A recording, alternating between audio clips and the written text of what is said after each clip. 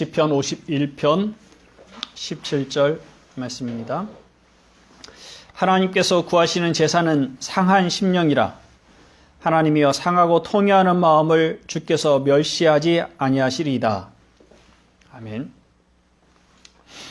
시편 51편의 다른 구절들을 살피지 않고 17절로 바로 넘어온 것은 여기서 말하는 상한 심령, 상하고 통회하는 마음, 그것이 다윗이 51편으로 기도하는 전체에 깔려있는 마음이기 때문에 그렇습니다. 그래서 그런 마음으로, 상한 심령의 마음으로 이 시편 51편을 살펴볼 필요가 있기 때문에 먼저 17절을 살펴보려고 합니다. 다윗은 자기의 마음이 상한 심령이라고 말합니다. 상하고 통회하는 마음이라고 합니다. 그것이 하나님께서 구하시는 제사.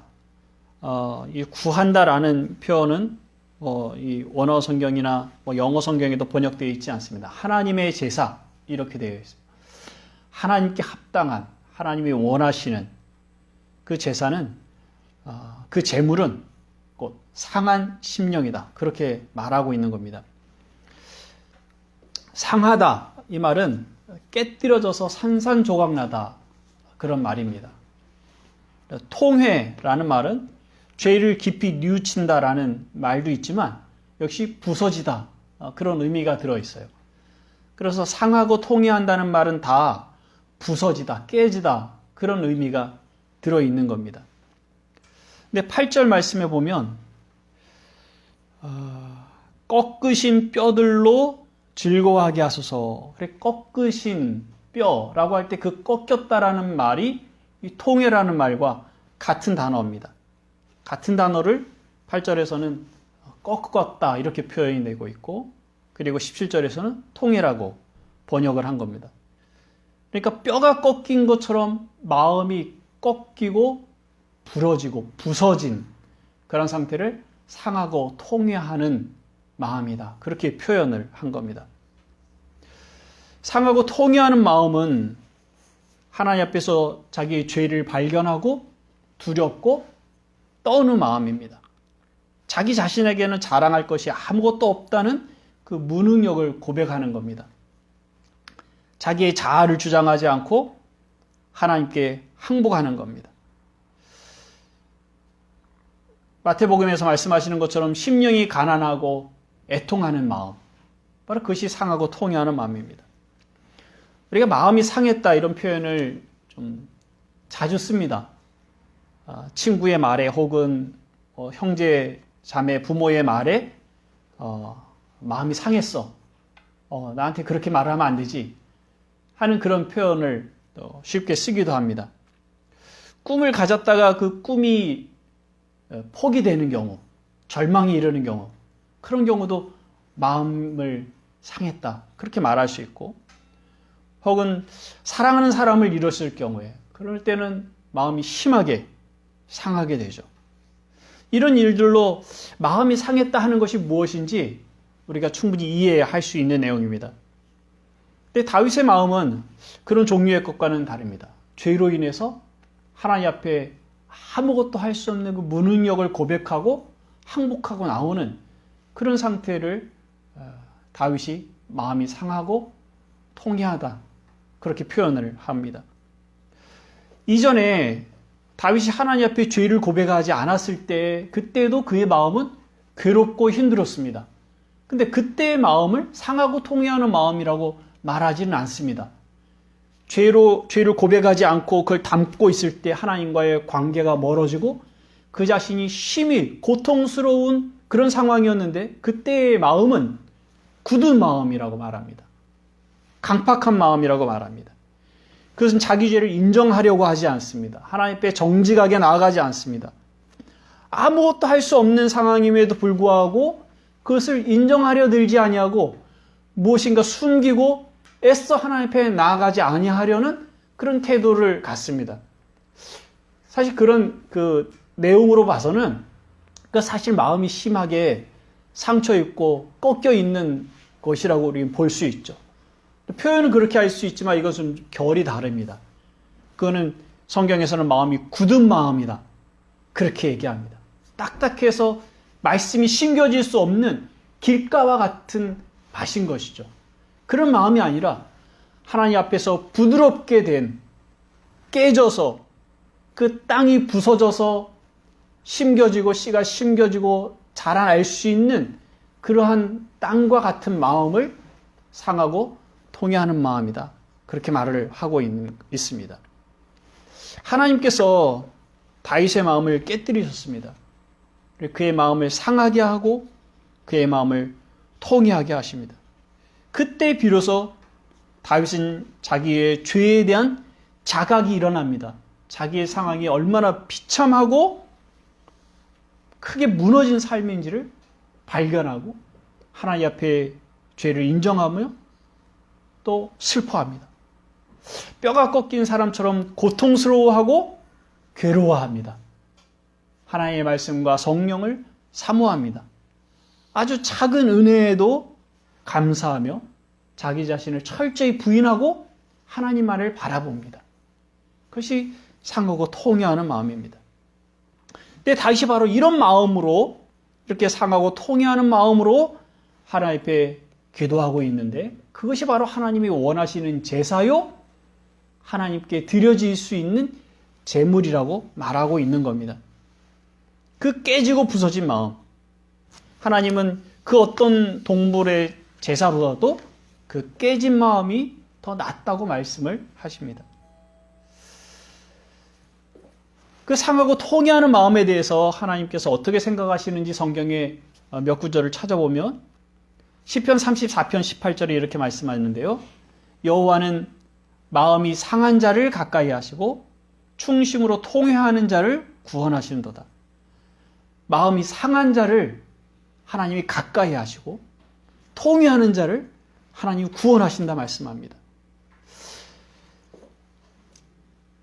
하나님은 선하고 거룩한 어떤 사람에게 의인이다 이렇게 말씀하시지 아니하고 그 마음에 상하고 통회하는 마음을 가지고 있는 사람을 향해서 의인이라고 말씀을 합니다. 그 시편 34편에 있는 표현들입니다. 그는 고통 중에 하나님께 부르짖는 사람입니다. 하나님께서 고난 중에 있는 사람을 찾아가시고 그를 위로하시고 그 가운데서 건지십니다. 이사야 61장 1절에도 이런 표현이 있습니다. 마음이 상한 자를 고치며 포로된 자에게 자유를, 갇힌 자에게 노임을 선포하며, 마음이 상한 자를 고치며. 이 61장 1절은 하나님께서 그리스도를 보내신다는 예언의 말씀입니다. 그리스도께서 오셔서 하시는 일이 무엇인지를 말하고 있는데, 그 첫 번째가 마음이 상한 자를 고치는, 그 마음이 상한 자와 마찬가지로 자기의 죄에 대해서 애통하는 자, 자기를 부인하여 하나님의 은혜만을 사모하는 자입니다. 하나님이 그에게 오셔서 그를 고치고 포로된 자에게 자유를, 그리고 갇힌 자에게 노임을 선포하실 겁니다.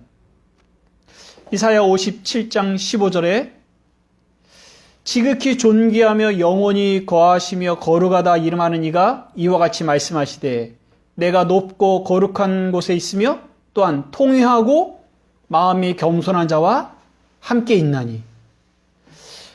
통회하고 마음이 겸손한 자, 그러니까 마음이 상하고 깨뜨려져 있는 그 자의 특징은 또 겸손함인데 하나님이 그와 함께 하신다. 하나님이 어떤 사람과 함께 하십니까? 하나님은 상하고 통회하는 자와 함께 하십니다. 그리고 그의 영혼을 살리십니다. 하나님께서 이렇게 상하고 통회하는 깨진 마음을 가지고 있는 사람에게 특별한 애정을 가지시고 오셔서 치유하시고 구원하시고 그와 함께 하신다고 말씀하시는 이유가 뭘까? 하나님은 왜 이 상하고 통회하는 마음을 그 다른 어떤 제사보다 기뻐하시고 애정을 가지시는가? 그 이유를 몇 가지를 좀 생각해 보겠습니다. 우리 시편 50편에서는 하나님이 원하시는 제사는 감사로 제사 드리는 것이다. 그렇게 말씀을 드렸어요. 그런데 시편 51편에서 하나님이 원하시는 제사는 상하고 통회하는 마음이라고 합니다. 이 감사로 제사를 드리는 것과 상하고 통회하는 마음을 갖는 것이 좀 다른 결인 것 같아요.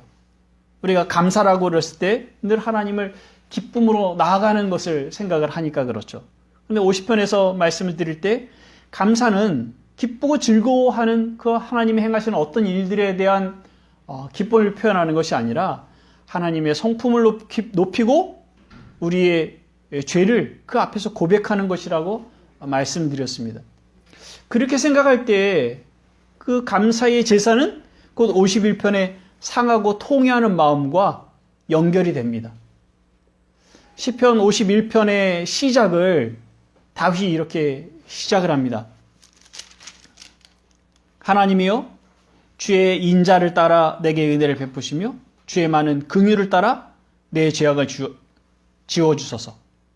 그는 하나님의 인자하심, 하나님의 언약에 신실하셔서 그 대상자들에게 베푸시는 하나님의 선하심, 그 사랑, 그리고 하나님의 불쌍히 여기시는 마음. 다윗은 하나님의 인자하심과 자비하심을 먼저 노래합니다. 상하고 통회하는 마음이지만 하나님이 어떤 분이신지를 먼저 높이는 것이죠. 상하고 통회하는 마음은 감사의 제사를 드리기에 적합한 마음입니다. 상하고 통회하는 마음을 가지고 있지 않은 자는 하나님 앞에 자기의 죄에 대해서 깨어있지 않은 자는 하나님의 은혜를 사모하지 않는 자는 하나님의 그 성품, 그 인자하심과 그 자비하심에 대해서 노래할 수 없습니다. 그것을 높여 찬양할 수가 없습니다. 그 앞에 엎드릴 수가 없습니다. 그래서 51편 시작부터 다윗은 상하고 통회하는 마음으로 하나님을 뵙고 있는 겁니다. 이렇게 상하고 통회하는 마음은 감사의 제사를 드리기에 적합한 마음입니다. 또 하나님이 특별히 이 상하고 통회하는 마음의 애정을 가지시는 것은 상하고 통회하는 마음이 죄를 용서받을 준비가 된 마음이기 때문에 그렇습니다.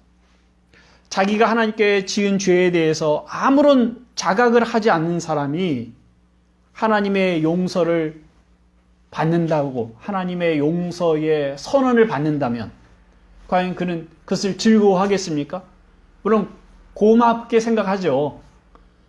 그러나 자기의 죄에 대한 깊은 자각이 있는 사람이 하나님의 사죄의 선언에 대해서 그것이 어떤 의미를 가지고 있는지 즐거워하고 하나님을 높이 찬양하게 되는 것이 당연한 일입니다.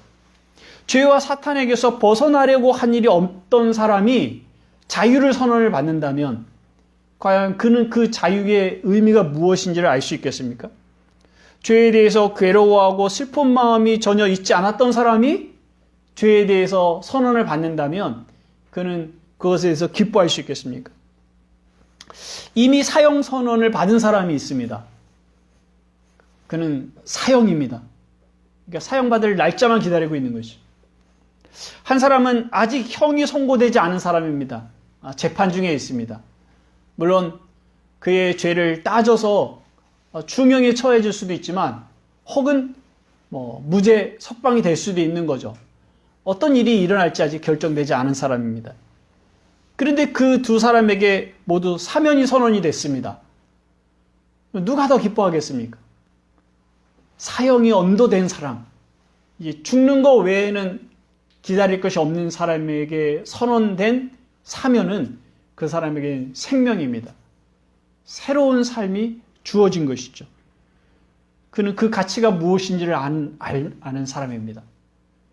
그런데 아직 형이 선고되지 않은 사람에게 떨어진 사면은 그렇게 가치 있게 여겨지지 않습니다. 물론 내가 중형에 처해질 수도 있었는데 참 고마운 일이다 이럴 수 있겠지만 아니야, 나는 그렇게 중형 받을 일은 아니야 라는 생각을 그가 조금이라도 가지고 있었다면 그는 내가 사면받지 않아도 좀 자유롭게 될 수 있었을 텐데, 조금 고생하면 됐을 텐데 하는 생각을 할 겁니다.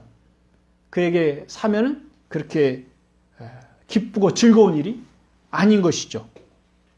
다윗은 시편 1편부터 51편 1절부터 9절까지 내내 자기의 죄악을 지워달라고 호소합니다. 1절에서 내 죄악을 지워주소서 이렇게 시작해서 9절에도 내 모든 죄악을 지워주소서. 그 사이에 여러 표현들이 달리 나오고 있는데 2절에도 내 죄악을 맑게 씻으시며 나의 죄를 깨끗이 제하소서. 7절에는 나를 정결하게 하소서 내가 정하리이다. 9절에 8절에 주께서 꺾으신 뼈들로 즐거워하게 하소서.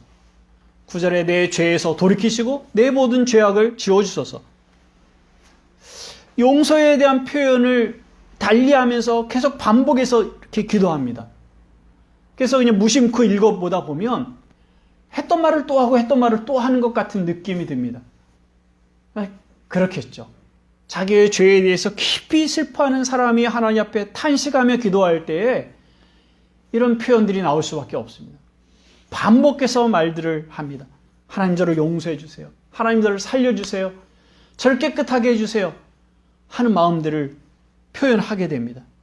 그러니까 이렇게 자기의 죄에 대해서 슬퍼하고 탄식하는 상하고 통회하는 마음을 가지고 있는 이 마음이 하나님의 용서를 선언받기에 합당한 마음입니다. 그래서 하나님이 이 마음에 애착을 가지시는 거예요. 또한 상하고 통회하는 마음에 하나님은 성령을 부어주십니다. 다윗은 자기의 죄를 용서해달라고 기도하면서 회복을 위해 기도하는데 그 내용 중에 성령을 내게서 거두지 마시라고 구합니다. 성령은 상하고 통회하는 마음 가운데 거하십니다. 좋은 번역은 하나님께서 우리의 마음을 찢으신 것은 그 찢고 그 사이에 성령을 두시기 위한 것이라고 그렇게 말합니다. 딱딱하고 굳은 마음에는 성령이 들어갈 틈이 없다고 말합니다. 자기의 자아를 포기하지 않고 하나님께 나와 항복하지 않는 마음에 성령이 들어가실 자리가 없는 것입니다. 또한 상하고 통회하는 마음을 그리스도께서 긍휼히 여기십니다. 그리스도는 우리의 대제사장이십니다. 우리는 그를 힘입어 하나님 앞에 나아갑니다. 근데 그리스도는 하나님 앞에 나아갈 때 홀로 나가지 않으십니다. 하나님께서 그에게 맡기신 자들과 함께 하나님의 보좌로 데리고 나가시는 거예요. 하나님 그들을 불쌍히 여기십니다. 긍휼히 여기십니다. 히브리서 4장 15, 16절에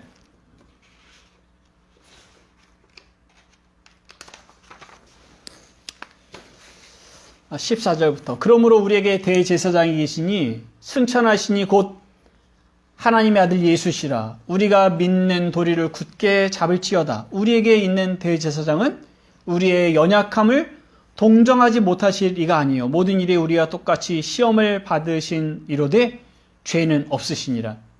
그리스도는 우리의 연약함을 동정하시는 분이라고 말씀합니다. 우리를 긍휼히 여기시는 분이십니다.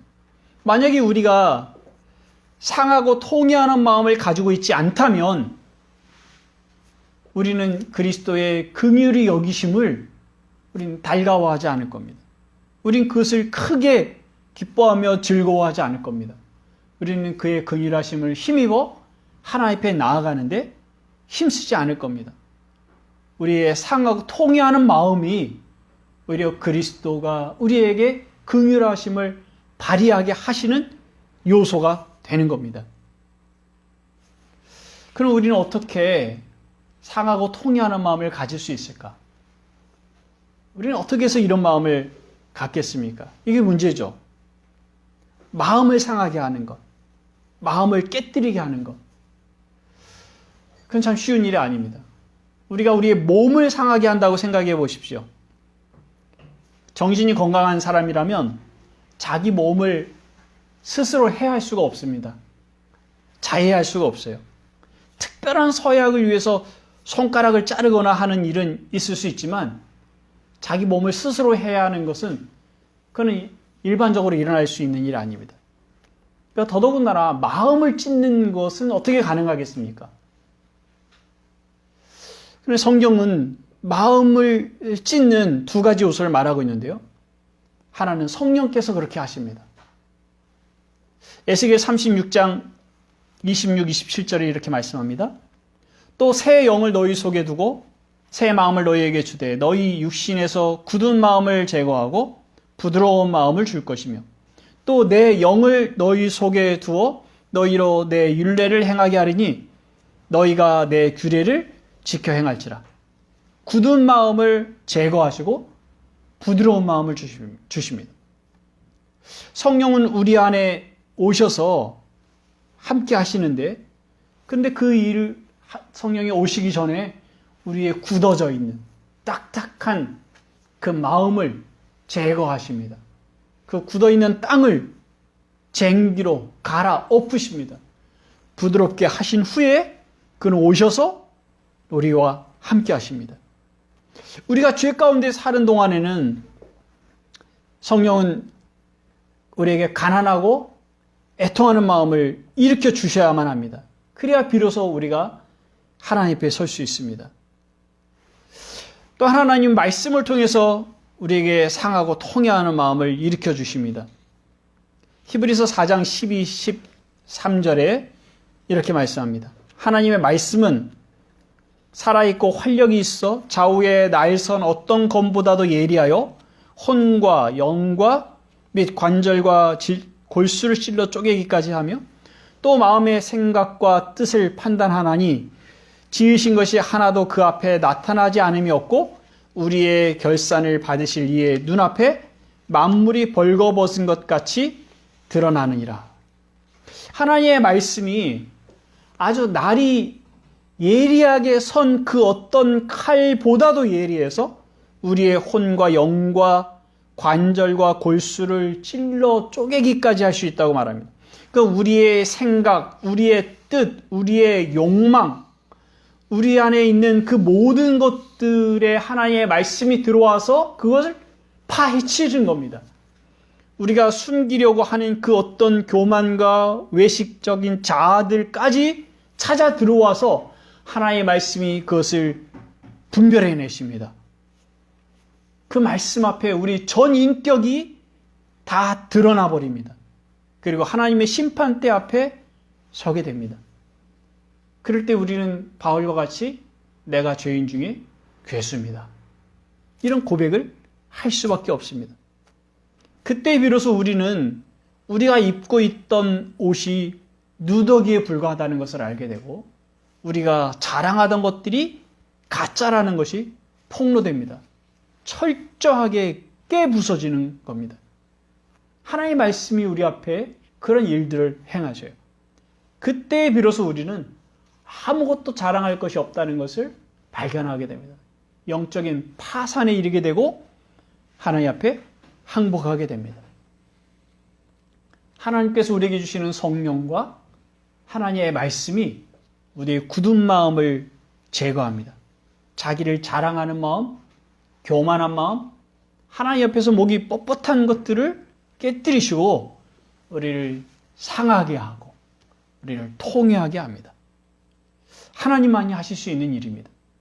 그럼에도 불구하고 하나님 우리에게 마음을 찢으라 그렇게 말씀하십니다.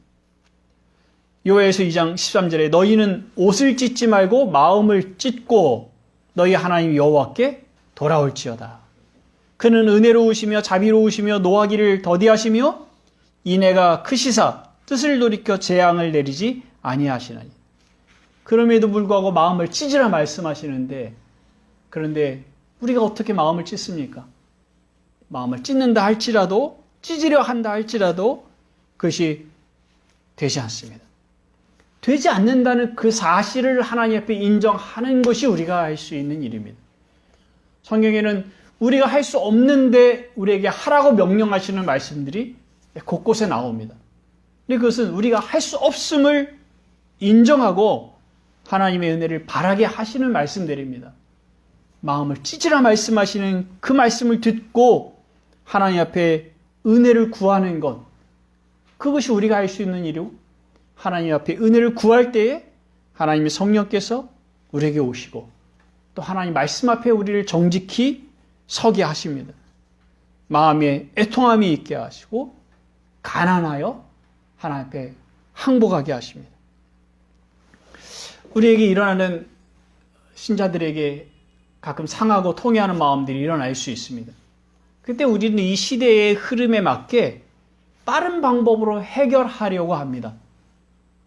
사람들을 만나서 위로를 받거나 혹은 긍정적인 사고를 갖거나 등등의 방법을 통해서 우리가 깨진 마음을 가지고 오래 지내는 것이 좋지 않다고 생각을 합니다. 그러나 하나님께서 하시도록 기다릴 필요가 있습니다. 그것이 오랜 시간이 걸릴 수도 있습니다. 생각보다 긴 시간일 수 있습니다. 그러나 우리가 스스로 세상의 방식으로 혹은 심리적인 방법으로 위로를 얻는 것보다 하나님이 친히 오셔서 그 마음을 싸매시고 치유하시는 것을 경험하는 것과는 질적으로 차이가 있습니다. 호세아 6장 1절에 이렇게 말씀하시는데, 오라 우리가 여호와께로 돌아가자.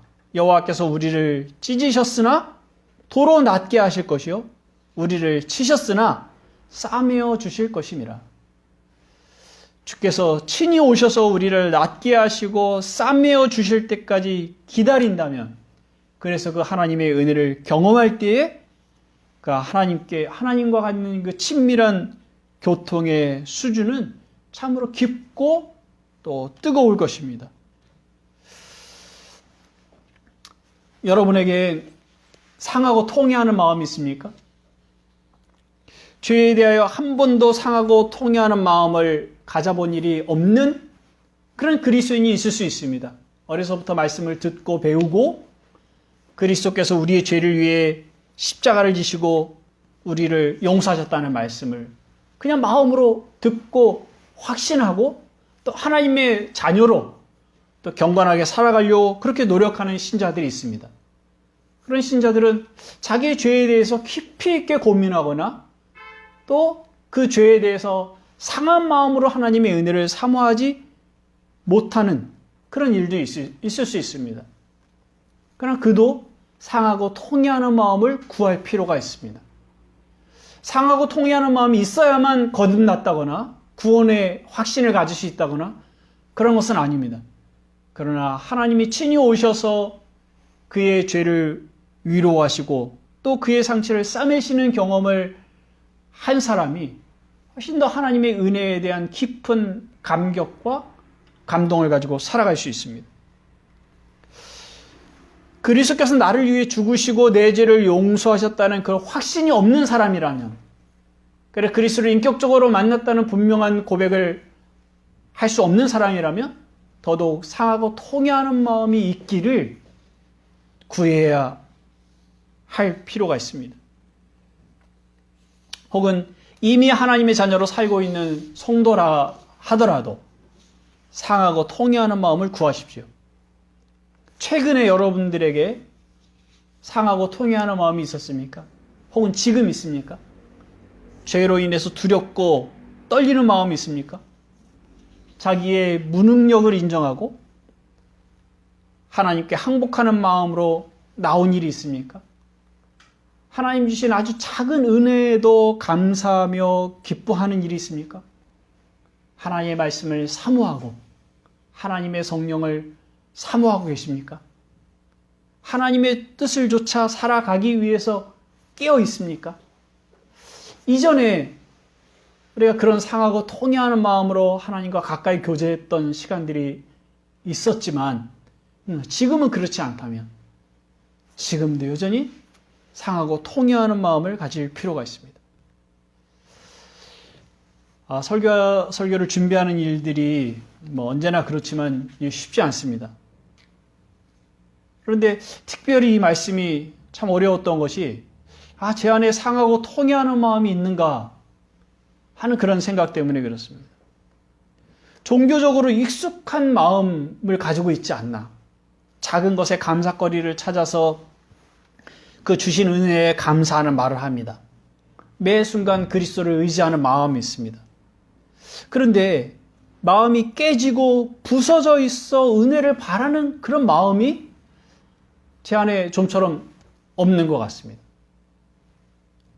아픈 마음이 없는 거예요. 두려운 마음이 없고. 그리스도께서 나를 보시고 불쌍히 여기실 마음이 있는가?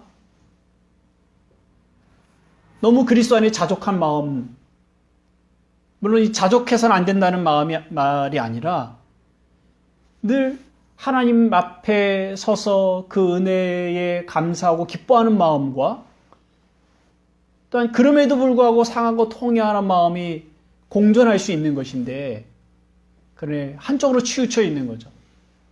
상하고 통해하는 마음 없이 그리스도의 은혜 안에서 자족하는 이 마음이 과연 하나님께서 오셔서 싸매시고 위로하시는 그 은혜로 자족하는 것인가?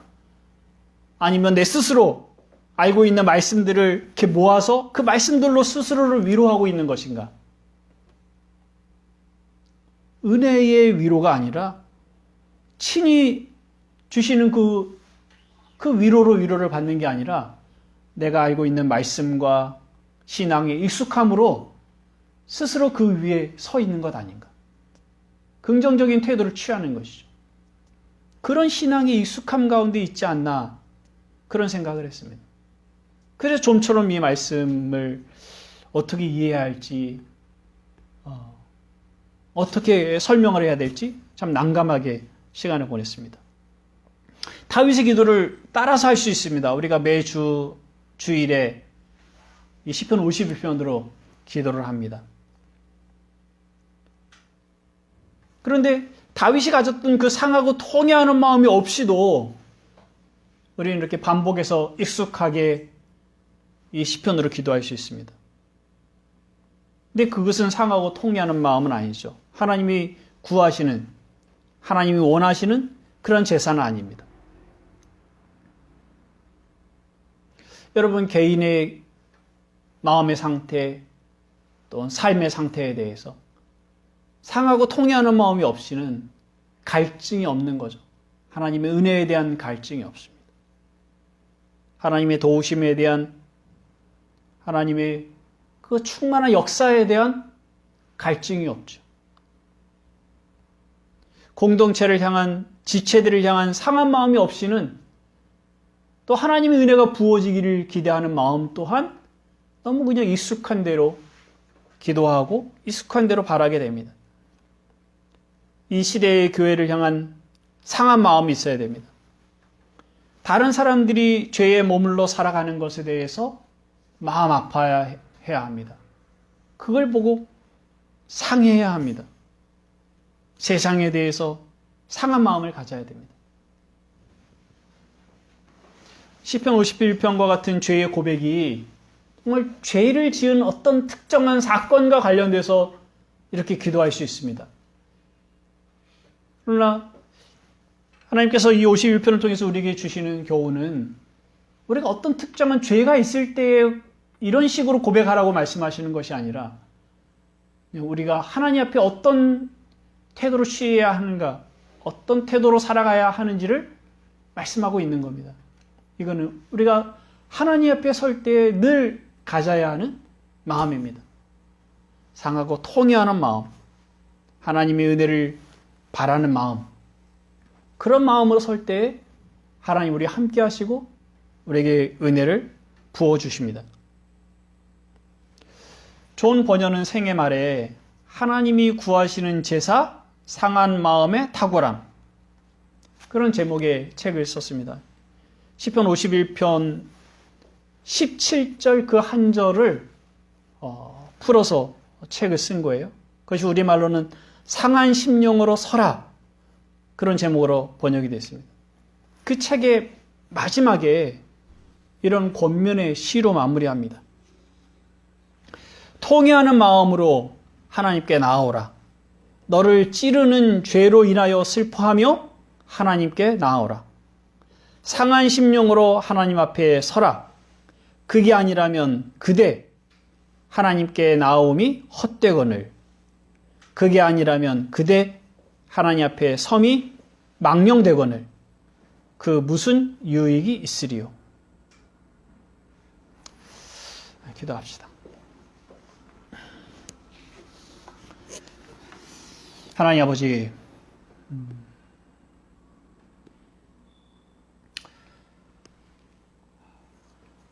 긍휼을 베풀어 주십시오.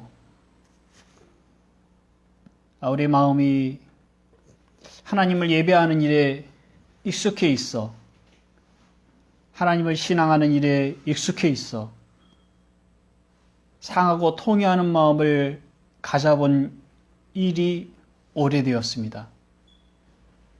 우리가 특별하게 하나님 앞에 큰 죄를 지었다 생각하지 않기에 이 정도면 하나님을 가까이 섬기는 것 아닌가 하는 생각에 이 정도면 건강한 신앙인이 아닌가 하는 생각에 입에 담지 못할 큰 죄를 범하는 많은 신자들의 소식을 들으면서 우리는 그와 같지 않으니 우리는 다윗과 같지 않으니 우리는 괜찮다고 스스로 생각하고 스스로 자랑하며 스스로 교만하여 마음을 찢고 깨뜨리고 부서진 마음으로 하나님 앞에 서는 일이 익숙하지 않은 그런 신자의 모습으로 살아왔습니다. 긍휼을 베풀어 주옵소서. 하나님의 성령을 저희들이 허락하셔서 이 돌같이 길가밭같이 굳어있는 마음 그 판을 걷어내시고 우리의 속살이 드러나게 하시고 민감히 깨어 하나님의 은혜를 갈망하는 저희들이 되게 해주옵소서. 하나님 말씀 앞에 정직히 서게 해주십시오. 우리의 깊은 속에 숨겨져 있는 자아까지 파헤쳐 끄집어내서 낱낱이 드러내시는 하나님의 능력의 말씀 앞에 서게 하시고 부끄럽고 죄스러운 마음, 두렵고 떨리는 마음을 저희들이 갖게 하시고 그렇게 찢으신 후에 찾아오시는 하나님의 은혜의 풍요로움을 저희들이 경험할 수 있도록 도와주옵소서. 우리가 스스로 우리를 위로하고 우리가 아는 면 말씀으로 우리를 포장하고 괜찮다 말하는 일이 없도록 오직 하나님께서 싸매실 때까지 하나님께서 위로하실 때까지 참아 기다리는 그런 가난한 마음을 저희들에게 주옵소서.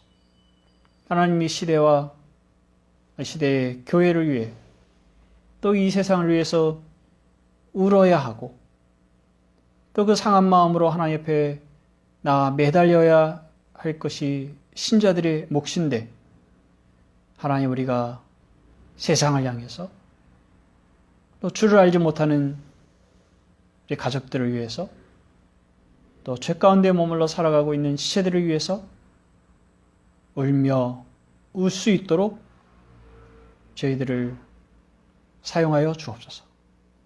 은총을 베풀어 주옵소서. 예수 그리스도의 이름으로 기도하옵나이다. 아멘.